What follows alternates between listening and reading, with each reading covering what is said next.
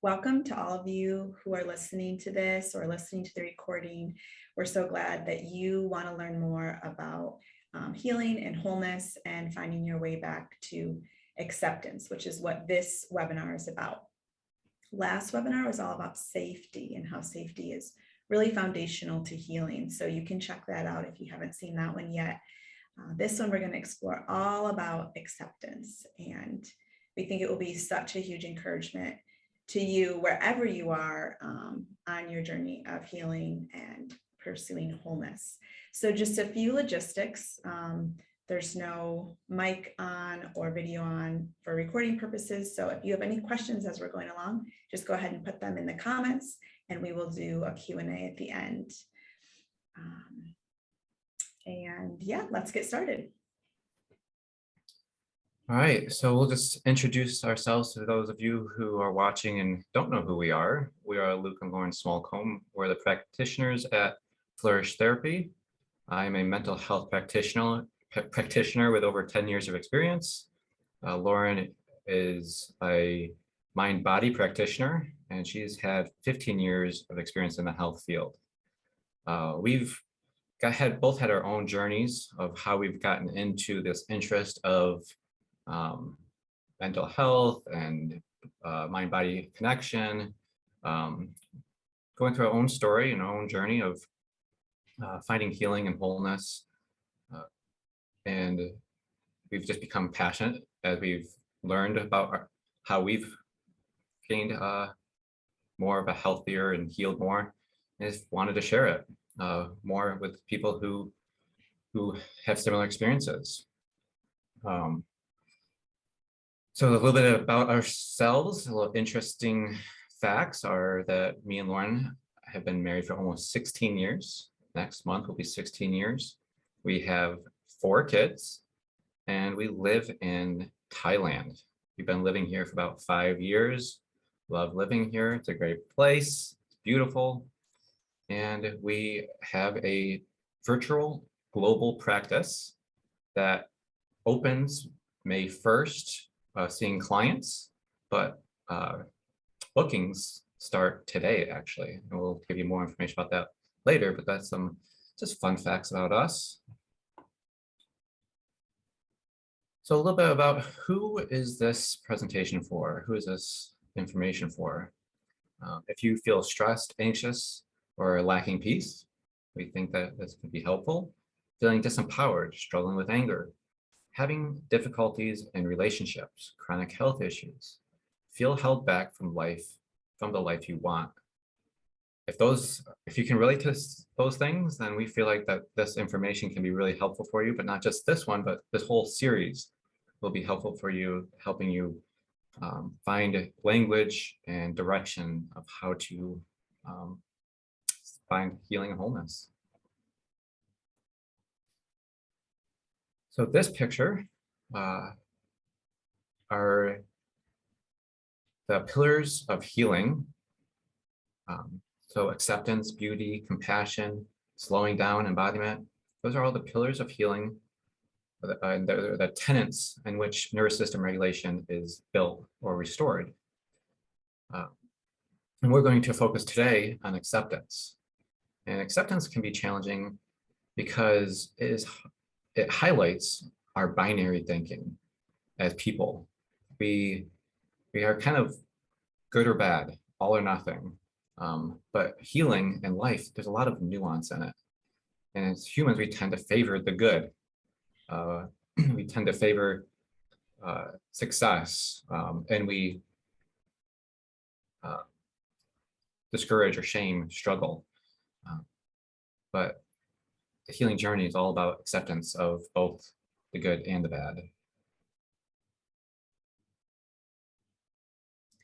So in that, we want to invite you to a broader, more nuanced view of acceptance and what a lifestyle of acceptance can bring to you into your healing. Just like it's full of nuance, it's also full of paradox. So usually in life, we fight for things that we want. But with healing is really specific and unique in that when we want to heal our body or our mind, spirit, resistance actually contributes to the lack of healing. So resistance hinders our healing. There's two primary ways that this happens. In protection, that our body resists what is.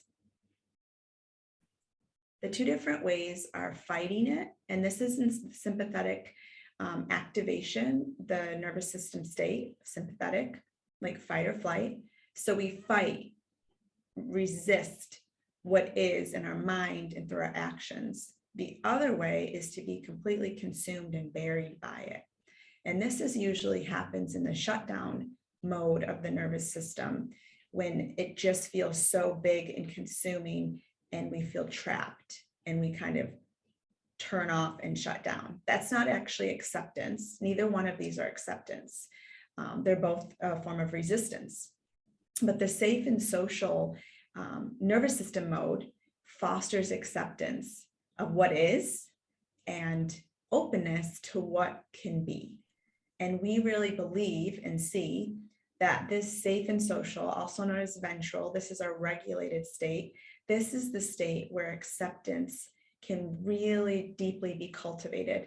And we just want to remind our listeners that acceptance isn't just some cognitive agreement that we make. Like, okay, I want to accept my life. I want to accept these things so that I can get better. It's something that comes from the state that we're in. It comes from our nervous system state, our ability to have access to acceptance. So when we're dysregulated and when we're out of this safe and social state, it's very, very hard to accept something that feels physiologically and mentally as threat, as bad, as dangerous.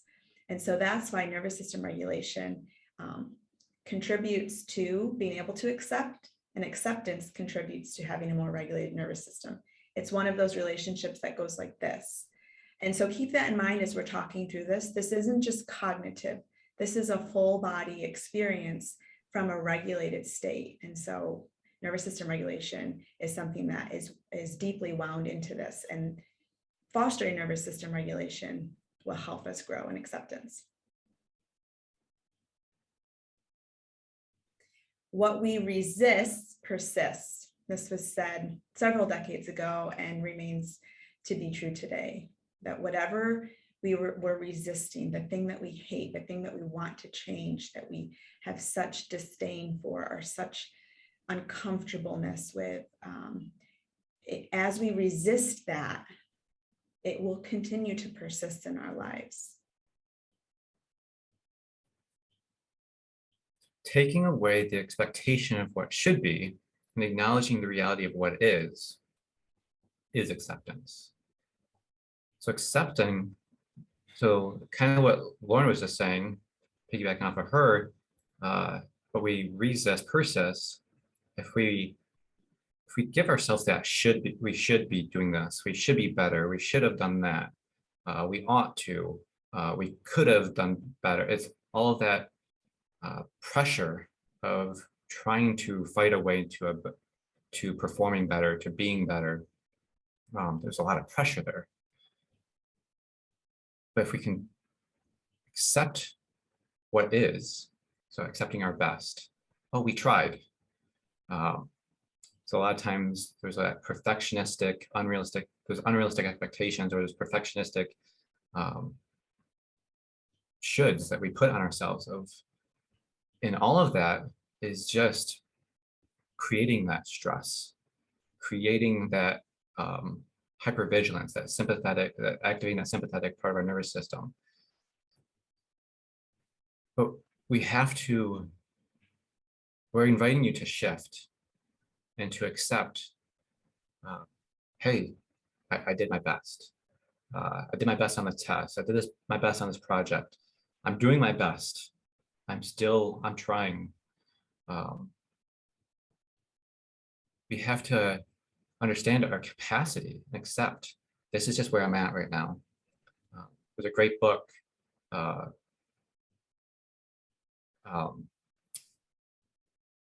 Trying Softer. It's that helping that you accept your capacity. what you're capable of in different seasons, being aware of that, taking off that pressure of being perfectionistic and those shoulds. So we have to accept where we're at, the pace we're in, the capacity we have. We also have to accept other people's abilities, and not wishing that they could be better as well, not trying to make them better. So like as parents, that can be difficult, wishing our kids were this way or that way and trying to make them that. In certain relationships, we try to fix or not live in reality of what this relationship is. So it's accepting where we're at, having realistic expectations on ourselves, realistic view and understanding of where we're at, what capacity we have. Also, accept other people for where they're at.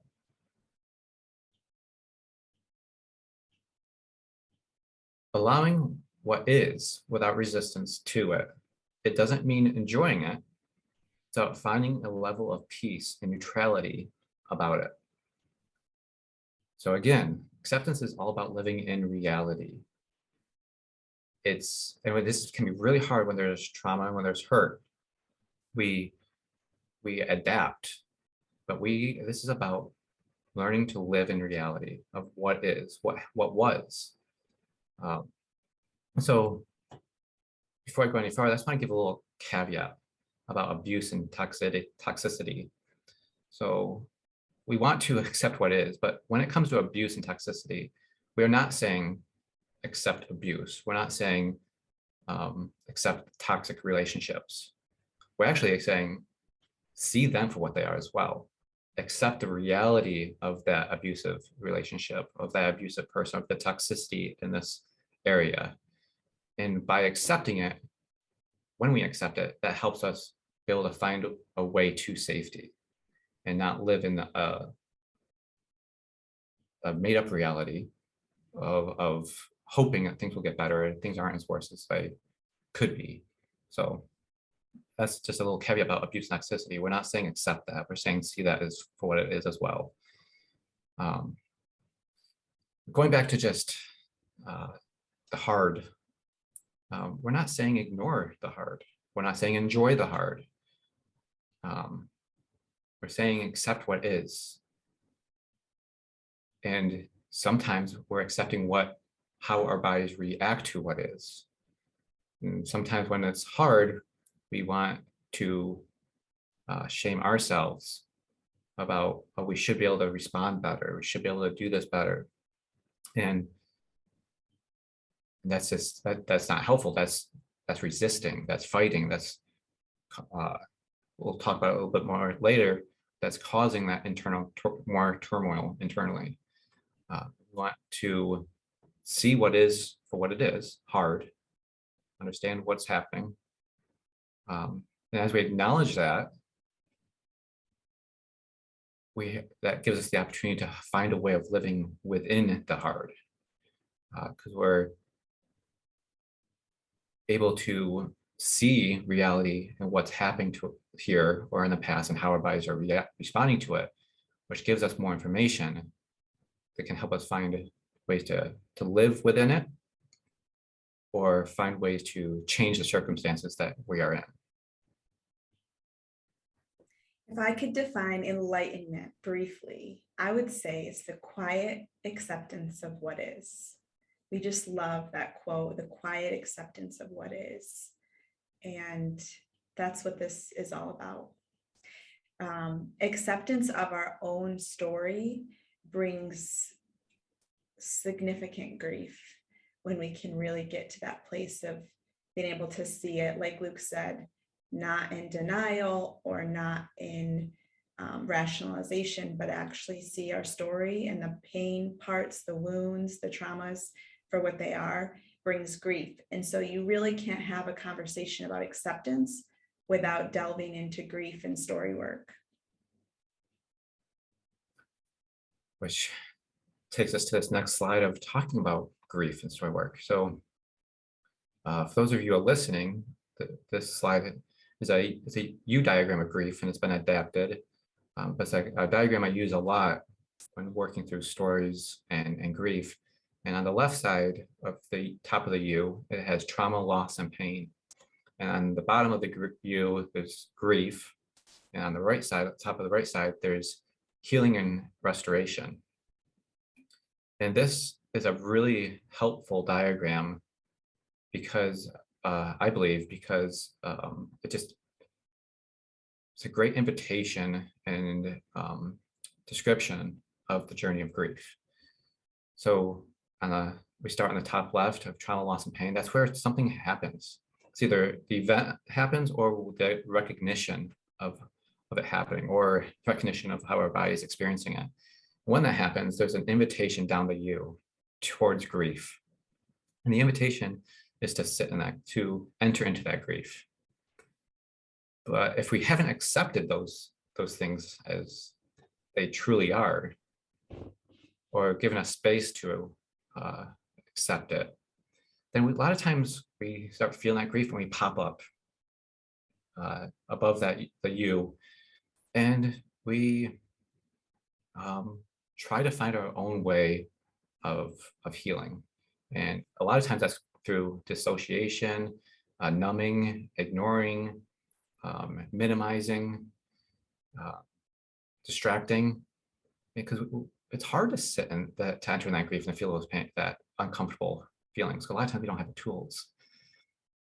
But we're inviting for an acceptance of those griefs, to look at that, to acknowledge reality of the present and the past. And as we accept that, we can become aware of how our body's reacting. We can become aware of the reality of what happened and how that's affected us, the loss we've had from it, the pain it's caused. And the more we become aware of the reality, the more we become empowered to change how we respond, from how we respond compared to how we react. And we enter into that grief and we experience more understanding. We start working through that grief fully. And as we're doing that, our bodies work best through this. I mean, I know I've experienced it. Most everybody I've worked with has experienced that when we pop up, we have temporary relief, but it always comes back. We always find our bodies still reacting, but as we're working through it, our body starts releasing and working differently, releases chemicals that bring hope, that bring healing, that moves us towards progress, that has a hope for the future. And that's where that healing and restoration comes in. We start seeing things as reality. We start caring for ourselves. And we will do that naturally. It's that what we resist, persist, what we accept helps us move forward. So as we just accept and enter into that grief, our bodies work our way through the grief in that process. And there's intentionality, but it's not something we have to create. It's just something we have to join. And sometimes we can look at this grief and be overwhelmed by, oh my goodness, how do I get all the way through this? And what I think is a great hope is along this big U, there's little U's. There's little invitations along the way of, hey, there's this loss. Can you acknowledge it? Just the acknowledgement brings us through a little bit of restoration and moves us to the next level. And we just have those little invitations throughout the way, and one bite at a time, one day at a time, one choice at a time, as we're engaging with the grief and eventually we move through the whole process. So thanks for explaining that, Luke.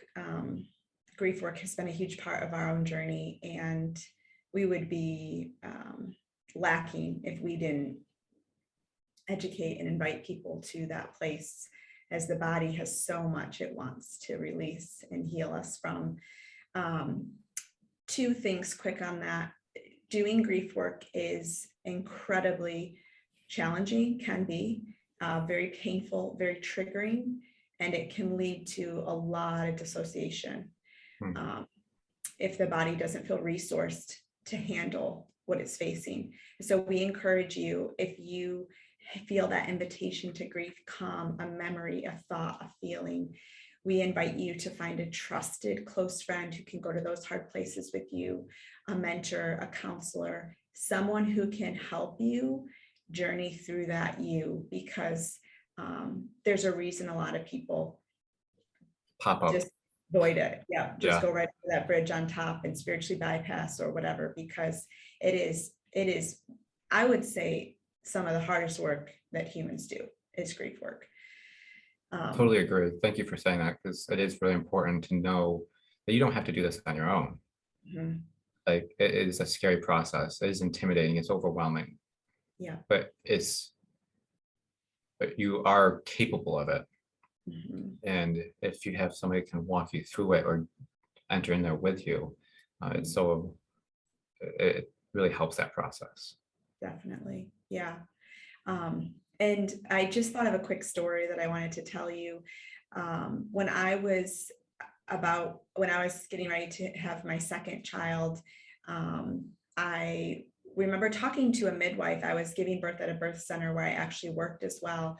And I remember I was talking about the pain, like, how do I possibly do this? Because my first birth was medicated, and the second wasn't going to be. And I remember her saying to me, you have to, she said, think of pain like this big grizzly bear towering over you. And if you fight it, it will devour you. But if you can just relax into the pain, to yield to the pain and not resist it, it will flow through you. And soon, eventually that baby will come and the pain will be gone and the joy will be there. And so grief isn't exactly like a baby at the end, but it has gifts. It has such beautiful gifts that it can give us if we can do what this acceptance talk is all about, is not resist it, but yield to it and allow that intuitive process to happen in our bodies and minds. Again, with support is always encouraged. So, okay, what not to accept and what to accept. This is a crucial part to understand as you're delving into acceptance, because acceptance can be weaponized and used as a way to silence people and make them accept things that are not acceptable. And so we are not here to do any of that. We're not here to say, promote some type of passivity to evil or to wrong. No, that's not what acceptance is. There's things that we should accept and that we shouldn't. And we want to show, like, with no question, that abuse and harm are never things that we should be accepting, that we should feel like we have to accept and that we should accept. So that is a whole nother conversation, but we do want to just throw out there that the perception of abuse is very, very limited in most societies. It's seen as physical abuse, punching, kicking, hitting. We want to educate that abuse is a spectrum, and there are many types of abuse. There's actually 13 patterns and systems of abuse that you can read up on, that Sarah McDougall has written about in a book, and we did a podcast on as well. So there are many, many types of abuse. It is not just physical, and those things destroy us as humans. And so those are never okay, and we don't want to encourage acceptance of those. What to accept is the realities of our life, seeing them clearly and fully and living in the reality. We see acceptance as this really nice middle ground between many extremes. And so on one end might be passivity, and on the other end might be aggression and fighting and resistance. But acceptance is somewhere in the middle. And so that's what we're trying to elaborate on today.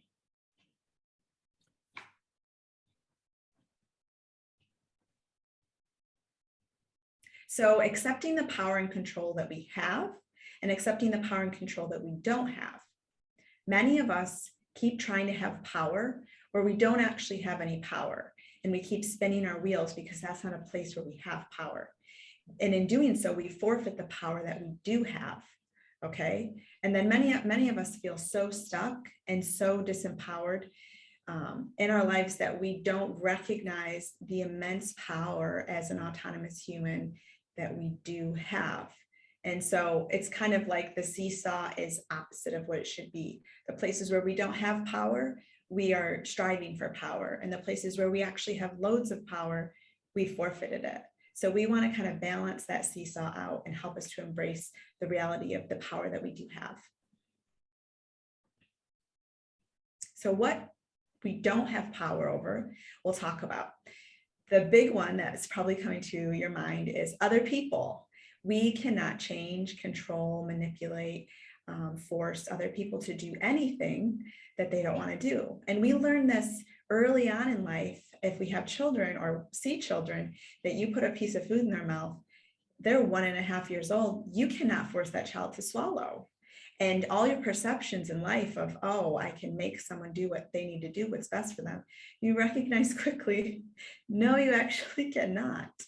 And so recognizing that we don't have power over other people actually frees us to realize what we do have power over, and that's ourselves and our choices and our safety. And the other thing we want to explore for a minute is our bodily symptoms and sensations. So if you've looked into our work, we do a lot of mind-body work and a lot of recovery from chronic illness. However, we want it to be clear that we don't actually have power and control in moment to moment of our bodies, but we have influence over our bodies. And so a lot of people, when they begin to heal, whether it's anxiety or chronic illness, chronic pain, they want to be able to stop and control symptoms or sensations when they feel it. When really it's another place that acceptance comes in of responding differently to those very unpleasant feelings that we have. And our response is where our power lies. And our response is where actually our healing lies as well. So the third thing is life circumstances, past, present, or future. We can influence all of these things. We can influence other people, we can influence our body, and we can influence life circumstances, but we can't completely have power and control over them. And accepting that and realizing that helps us to lean into what we can control. So what is that list? What do we have power over? Our voice, our yeses, our nos, our safety, the support that we give ourselves, the way we take care of ourselves, our boundaries, our rhythms, and our responses. Trauma has a way of rendering us powerless, but the amazing shocker of all of it is we're actually not powerless. This is a felt powerlessness. It's not an actual powerlessness. If we are out of that situation, we no longer are powerless to it. We can heal and we can gain back our power and our voice. A big part, we lose these things, our yeses, our nos, our safety. We lose these things from trauma and hardship and loss. And a big part of healing from them and coming back from them is learning to reclaim all of these things and build these back in our lives. And watching it happen is an incredibly beautiful process. It's harder than heck, but it is amazing to witness and to see in ourselves because it brings such life.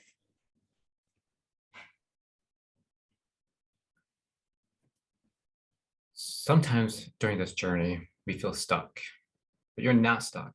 Healing is very possible. And that's what we want you guys to understand is even in the midst of feeling like we're stuck, we're not stuck. The feeling of being stuck is actually just a trauma response. It's that Lauren was just saying is that felt powerlessness, that feeling of, I can't do it. I can't overcome this. I'm not strong enough. But healing is possible. Just look at what you've already overcome. Look at what you've overcome to get to here. Maybe even today, what have you overcome to get to listening to this? But what have you overcome to get to this part of your story? You might not always be as far as you want or where you want, but again, that's part of the acceptance of we're on a journey, we're still progressing, and we've progressed, we've gotten to where we are. So I invite you to look at that part, focus on where have you come from rather than where do you want to be. Sometimes we can miss out on the journey, even the hard parts of the journey, because we're focusing on where we want to be. But if we can focus on where we are, the reality of what is, and accept that, that's a part of getting you to where you want to be. So it's not about. Oh, sorry, Luke. Go ahead. Go ahead. It's not about.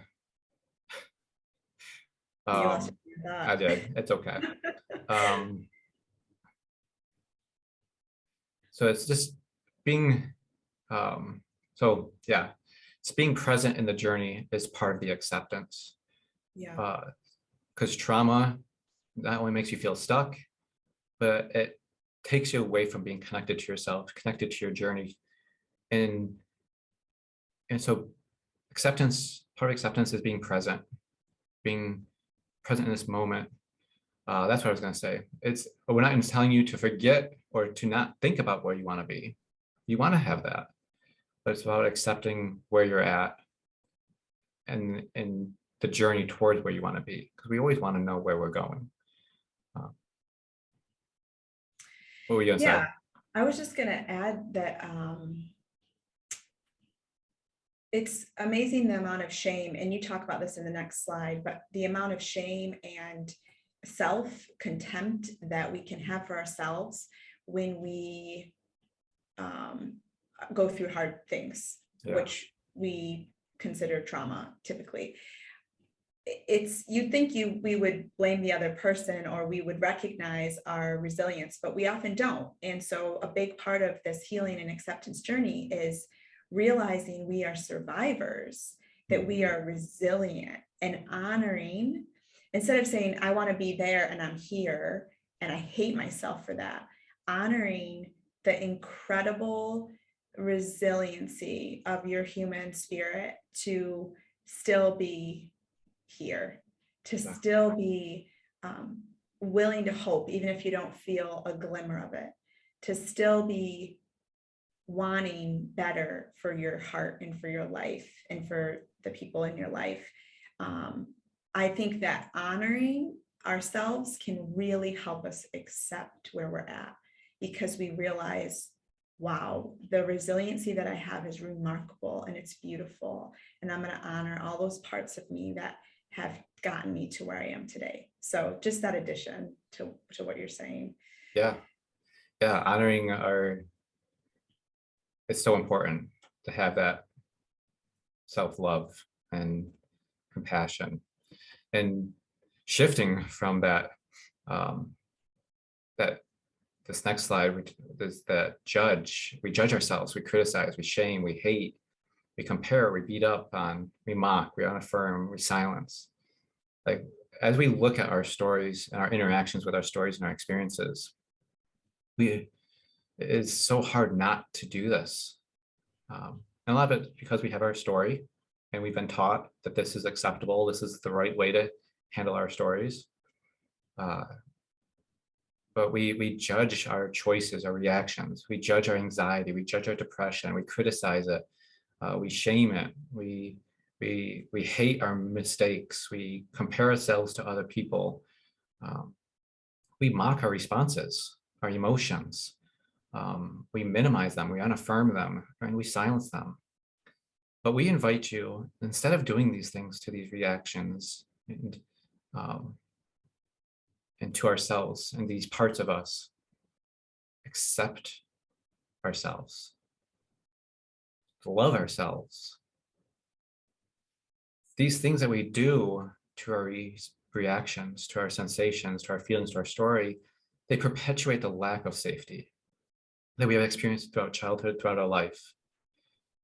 And they contribute to the dysregulation of our nervous system. We do these things because we didn't have safety. And then we continue to do these things, creating a lack of safety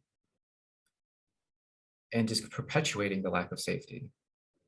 Our nervous systems are dysregulated because we're not safe. And so we invite you to, instead of, and to notice the empowerment, the agency that you have to accept yourself, to where you're at, as imperfect, as messy, as sloppy as it is. Accept yourself there, because you have everything you need inside of you to take a step forward. You may need support, you may need help, you may need guidance, but everything you need is there to accept yourself, to create safety for yourself, to reparent your nervous system, to help it become more regulated. Peter Levine says, it's never too late to have the childhood we deserve. So let that sink in. It's never too late to have the childhood you deserve. Because we can give ourselves that. We can create, if we didn't have safety as a child, we can create safety for ourselves by accepting where we're at, by making space for where we're at, by entering into grief. The greatest place of safety we can find is within ourselves. We know what it's like to be us. And we can love, accept, sit with, enter into, understand, learn about. And over, I see people like, oh, I could do that to other people. Oh, I have no problem affirming their pain. Okay, so what's so hard about affirming your own pain? That's just an invitation to look at it, to be curious about it, to understand it. What is it that stops you? There's answers. There's always a reason why we do the things that we do. The curious paradox is that when I accept myself just as I am, then I can change.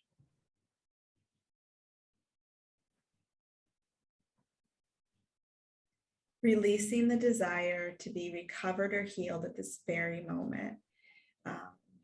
Here's another paradox.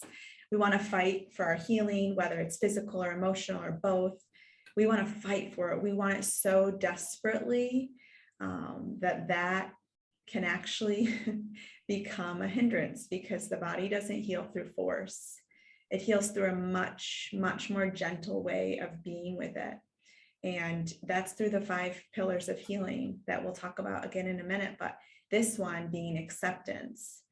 The body doesn't heal through resistance or through force.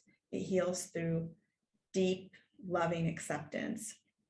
And healing will happen at the time and the pace that it will happen, and no amount of force or urgency or planning or forcing what you want when you want it will make it speed it up. It just doesn't work that way. I kind of wish it did, because that's way more natural for me. But healing doesn't happen through this, it happens through this. And I'm just releasing my hands and opening them to what is and what can be. Yeah, just as you were talking, I was just thinking, we can't go into it today, but just about like attachment. Like attachment happens through entering in, through accepting, not through fighting somebody to change or to be loved. I just got that picture of like seeing it as we're just trying to even gain a secure attachment with ourselves. Mm-hmm. I know that's another conversation, but that's kind of that paradox of you can't. We understand it through relationships. We can't make somebody love us. We have to almost release them. And it's the same thing with ourselves. We can't fight towards healing or through acceptance or through progression. We have to release it and accept it and enter into it, where we're at, who we are today, and love ourselves forward. Yes, I totally agree. So that pressure to heal that we're talking about perpetuates a sense of unsafety in the body and mind. And unsafety perpetuates nervous system dysregulation. So that's the progress, okay? The pressure to heal perpetuates unsafety in the body, and then unsafety perpetuates the nervous system dysregulation. That's why pressure to heal is very counterintuitive or very counterproductive in the healing process. It's really, really difficult to cultivate acceptance when there's pressure looming over our heads, telling us we're not okay, that we need to hurry, that we're not doing enough. And this can come from society, from communities of faith, from workplaces, family members, family culture. But that type of looming obligation and pressure will never cultivate acceptance and healing. So we have to find a way to release that. Acceptance is living in reality of what is while remaining open to what can be. I love the hope for that quote. Me too. The openness, there's so much possibility. Yeah. So the ABCs, here's our ABCs again. This is how healing happens. And so we're doing this first pillar today of acceptance, and then seeking beauty, growing in compassion, slowing down, learning to live at the rhythms and pace that our body can live at, and then cultivating embodiment. We'll cover each of these in a subsequent webinar. All right, so just a little bit of information of what we do, and we'll be starting to see clients starting May 1st, and booking, like I said earlier, booking opens today, so very exciting. We didn't plan that, but it's nice that that lands on today. And we offer a couple of different ways to work with us. The signature program that we offer is where Lauren and I work together with trauma healing and retraining, and we work comprehensively and together, consulting together, and it's a great opportunity to work with both of us. And we also offer where I can work individually or as a couple, doing trauma healing and working through different avenues of that. And also, if long-term is maybe not the right fit for you, like 3 to 6 month packages, we also offer intensives. So 2.5 days of working individually again, or as a couple, for 2.5 day intensives where you can work and 2.5 days back to back and work on things intensively where there's a lot of momentum can be had there. And just to jump in and add, if you want to go back to that slide, the signature program is, like Luke said, the one where Luke and I work together with our clients. And this is the one that would be best for you if you have chronic health issues or chronic pain. This is the one that would be right for that condition if there's physical and emotional challenges going on. So. Yes, good point. Clarification. And our website is down here at the bottom. And with the opening of our practice, we wanted to give some special offerings. So we are offering a 30% reduced rate for a limited number of clients. And there's the code there at the bottom, and also 30% off for a limited amount of clients for 2.5 day intensive as well. And the code is also there. And for those of you listening, for the Flourish signature program, the code is the number 30% sign and off, capitalized. We'll put it in the link probably. And for intensive, it'll be just intensive 30. Yep, we can put it in the description. Yeah. I thought about that after I started saying it. So thank you everybody for listening and for being here. Thank you for coming. Thank you for your time. And we're going to now enter into the question and answer time.